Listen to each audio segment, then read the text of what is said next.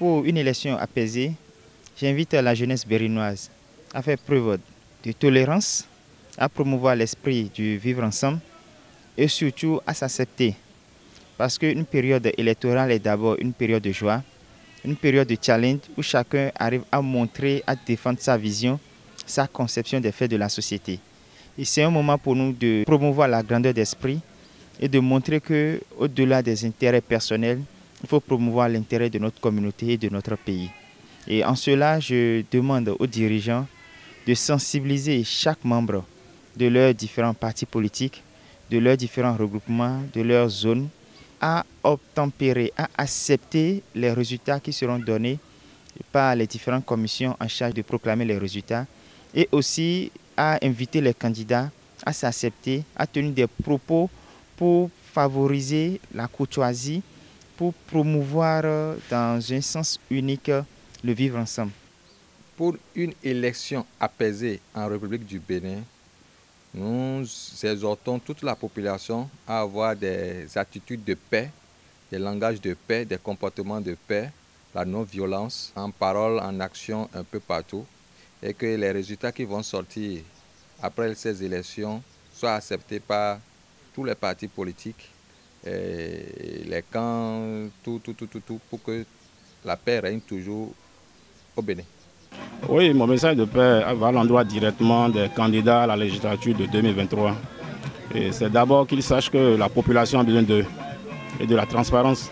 Parce que tout ce que le chef de l'État a fait jusque-là, il faudrait que ça soit salutaire. Et si ça doit être salutaire, il faudrait que ça soit ces candidats qui vont apporter un de plus à notre nation pour que la paix y est, la joie, l'émergence, le développement que nous souhaitons y est.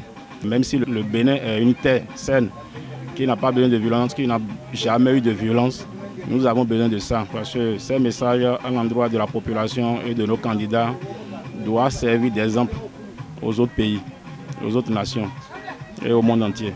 Comme les gens le disent, la paix c'est un comportement. Et ce comportement, c'est depuis nos foyers respectifs.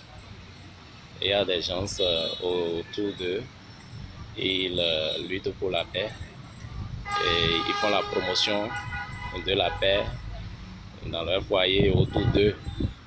Donc c'est ça qui nous amène en société.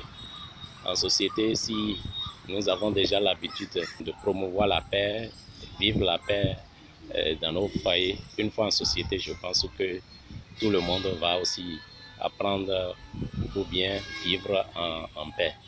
Maintenant, concernant les élections, si on a déjà en tête que nous devons vivre en paix, n'importe comment, on doit apprendre à s'accepter, faire ce qui est de notre devoir. Nous allons d'abord remercier le gouvernement pour l'effort.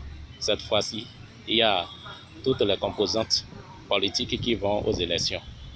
Nous avons les opposants, nous avons également les gens de la mouvance. Je pense que c'est déjà un effort.